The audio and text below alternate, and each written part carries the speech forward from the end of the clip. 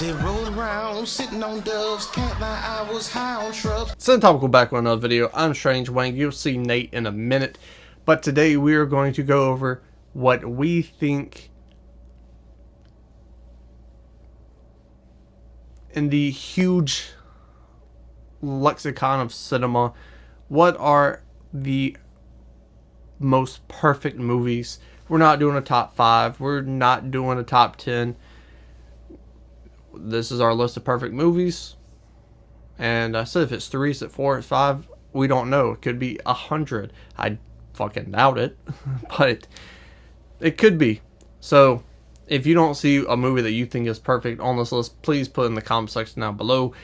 And while you're down, hit the thanks button and donate some of that cheese, that cheddar, that mozzarella, that Bob De Niro. Helps out the channel a lot. If you don't want to do that and still want to help out Cinematopical as a YouTube channel, please hit that subscribe button. It's very important to grow this channel.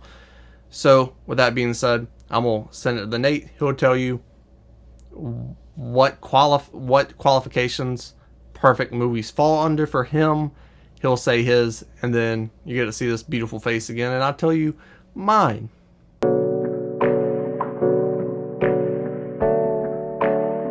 To me, what makes a perfect movie is a combination of a lot of things, but specifically, because really, I don't know that anything can technically be perfect. So for me, it really came down to, A, can I think of anything that I would change about this movie? B, does it keep me engaged the entire time? And C, pacing and acting / like line delivery combined together. So if a movie met all 3 of those criteria, then I would consider it perfect. One movie I would consider perfect, a lot of people would consider perfect, is Citizen Kane. Incredibly early movie, often considered one of the greatest movies of all time. But what makes it perfect to me, specifically with my criteria, I cannot think of a single thing I would change about the movie, but what keeps it engaging the entire time is the mystery the movie builds around this massive tycoon. The pacing of it is incredibly well. The non-linear storytelling that Citizen Kane uses in the film lends very much so to my consideration of it being perfect, but an excellent story, incredibly gripping, constantly keeps you invested in what's happening next. So I think it's perfect. Jaws is another movie that I would consider to be a perfect movie. This one's really interesting because Jaws was kind of accidentally a perfect movie in the way it was made and things that went wrong while it was being made. But what came out, I think, is hard to argue anything other than a near perfect film. The script is absolutely incredible. The build-up behind the ultimate reveal of Jaws and how intense and scary things get when Jaws does finally appear are a big part of that, but it's also the characters themselves, the little moments that get written in, the conversations these characters are having with each other while on the hunt for this deadly shark, fill in the gaps between like the moments of action perfectly. So the pacing is excellent, the script is excellent, the way that it's shot is as good as it can be, and like, yeah, the shark looks a little bit fake, but you have to lend some concessions to when it was made and things like that. So Jaws, in my opinion, perfect movie. Casablanca is another movie that constantly comes up on perfect or near perfect movie lists, and it's also on mine. It's one of my favorite movies of all time.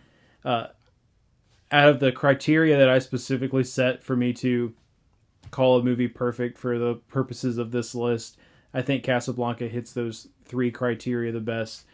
Not only is there not a thing that I would change about Casablanca, I couldn't even begin to consider anything that I would want to do any differently with this movie. The way that it slowly chips away at Rick's hard exterior throughout the film, ultimately leading to him having to make this big decision at the end. But what really sets Casablanca apart is all the individual personalities of all the side characters. You get so little screen time with all of them, but it gets you incredibly interested anytime one of them pop up on the screen. Casablanca almost has, I wouldn't say a vibe, but it almost has these elements of a murder mystery to it, where each of these side characters, you want to know what their part in the overall story is. How are they going to add to it? Because each of them do to a certain degree. And it's the perfect length, perfect runtime, excellent story.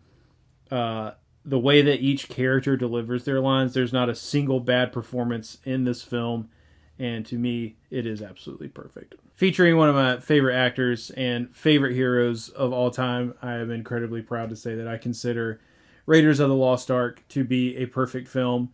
I really wanted to also throw Last Crusade on here, but I didn't want to just give out the title of perfect too frivolously, even though Last Crusade is my favorite Indiana Jones movie. I think Last Crusade is near perfect, but if I'm going to say an Indiana Jones movie is perfect, I think it has to be Raiders. From the opening scene to the ending scene, this movie keeps you entirely gripped in. Not a bad performance in the movie. Indy is the focus, however, all the side characters still add a lot, but what really sells me on Raiders is all of the action that's in it. It is a roller coaster of a film. You get this big action set, then you get some world building with Indy. You learn about his past, you learn about these other relationships, and then you jump right back into a big action set. And the way that it balances all of that so smoothly and seamlessly in the film while building the mystery, because this is the first time we've been introduced to this world. We know that Indy's chasing an artifact.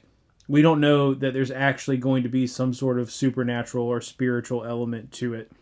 So the CGI at the end, I think, is maybe the biggest criticism someone could have to the film. But for me, I make a lot of concessions for when a film was made and base it on what the technology was available at the time.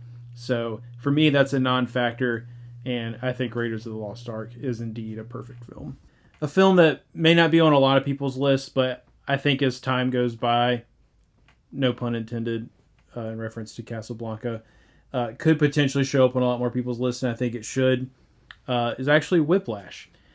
A story about one person's obsession with perfection is a very human story, and I think that lends to the movie's perfection, in my opinion, as well.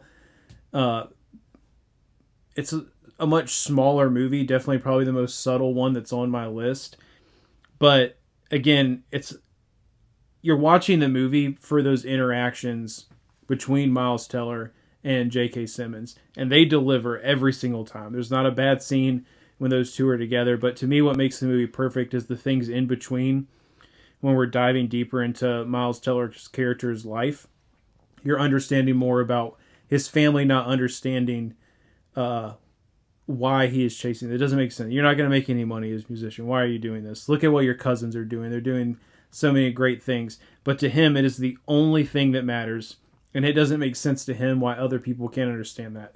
And so exploring the sacrifices he makes in his personal life to chase this goal, and then seeing how awfully he's being treated, but that goal still being so important to him that he doesn't care about how he's being treated. He understands that it is there to push him to be better.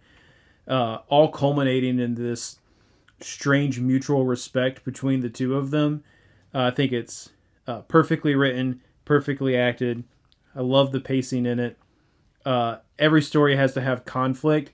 This story is essentially one whole story of conflict. So the way to have a fall before the climax in your story, you have to have a bigger conflict, which in this movie is the car crash and the concert immediately after. So the way to build that in when you already have so much conflict within the story, I think is absolutely incredible. And I hope that other people see it the same way. To me, a perfect movie has to be a film that everyone can enjoy. It can't be niche in the slightest. The filmmaking has to be perfect, hence perfect movie. Runtime's huge. I'm not sitting there 3 hours. I don't want a movie to feel like it's 3 hours long. And entertainment. It has to be equally entertaining as the filmmaking is, and that is perfect. I need that engagement to really care about these characters. You saw Nate's list. I just saw Nate's list. Casablanca, Jaws. I'm not going to repeat what he said. I agree Casablanca and Jaws are perfect films. I also have two more films I think that are perfect. And the first one is Rear Window. You start off with the greatest opening scene in cinema history. You have a character everyone can somewhat relate to, or characters, because it fleshes out both characters pretty damn well. Is Hitchcock, so the directing is 10 out of 10. It's amazing. He's top 3 greatest directors of all time. So a Hitchcock movie being perfect, that's not anything out of the ordinary for anyone watching this YouTube video, because you probably watch a lot of YouTube videos about movies. But Rear Window, the intensity, the way it builds and escalates, and it puts you in James Stewart's shoes, and it makes you feel giddy, it makes you feel trapped, it makes you feel in danger, and that investment, that emotion builds up into something special in that third act, and your heart's pumping like Reeboks because you care about these characters you've lived with on the screen for an hour and a half, and that is pure cinema. You want a movie where you can laugh with these characters, cry with these characters, fear with these characters, care about these characters. Same thing with Jaws. It has the round table of emotions. It's entertaining. The filmmaking is out of this world. It's incredible. So to me, because of it encapsulating all the emotions under the sun, Rear Window is a perfect film in my opinion. Next, kind of the same thing. It's a thriller. It is Cape Fear. Not the shitty De Niro movie, because I hate that movie. It is the 1960s Cape Fear with Robert Mitchum and Gregory Peck.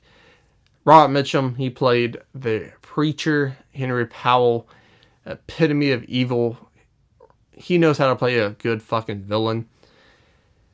And you look at Gregory Peck, his most famous role is To Kill a Mockingbird. The epitome of good, and good versus evil is going to make a compelling story when you have to root for someone, especially in this scenario where Gregory Peck is the underdog. Max Cady, every time you think the hero is going to get the advantage on him, Max Cady just keeps squeaking out ahead of him. And it's frustrating because you want the bad guy to get theirs. You want them to get what's coming to them. Well, this film, it frustrates you. It pulls you in. It gives you character. You care about Gregory Peck, his wife, his daughter. You have a couple scenes. You have enough scenes with the family to care about these people and to understand the danger they're in. You have Max Cady, which I love this character. He's my favorite movie villain of all time because he has this swagger, this screen presence in the very beginning of the film. And you're like, me personally, I'm like, man, like, he wants revenge.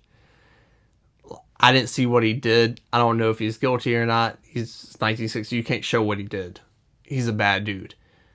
But this swagger, this confidence, counselor, just everything about this character is cool. It's oozing machismo.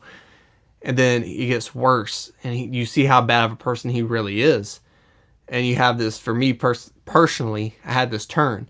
But because of the character so cool and has a swagger, the screen presence, even if you don't like him in the beginning of this film, you don't think he's cool, it adds more depth to the film. It makes it more than just a black and white film, if you get my joke. And because you have this hero and this family, it's not a world-ending situation. You just want these people to be safe and sound.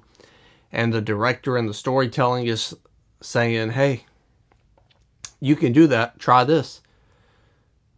Max Cady escapes. You can do it. Try this. And it just keeps getting you roped into the story and invest you more and more and more every scene, that I wholeheartedly believe that anyone can watch this movie and be intrigued, be invested, care, and by the end of the movie, you're on the edge of your seat watching this final battle between these two mortal men fight to the death for what they believe in, whether it's revenge, whether it's justice and the safety of their family and having to be that protector.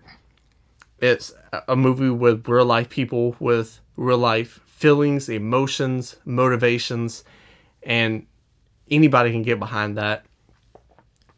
It's entertaining. The filmmaking is a thriller, so you really have to play with people's emotions and make them care and make them feel threatened. This film, it does that to a T, and that is why I think the 1960s Cape Fear is also a perfect movie. So run down my list again, since I didn't borrow. Me and Nate has some in common. Jaws, Casablanca, 1960s Cape Fear, and Rear Window. Those are the movies that I think that are perfect. You heard Nate's list. Let us know. You heard mine and Nate's list of what we think are perfect movies. If you agree or disagree, did we miss any? Please put those in the comment section down below. Scroll back up, hit the like button, share the video, and subscribe. It's not a game, it's a rich thing.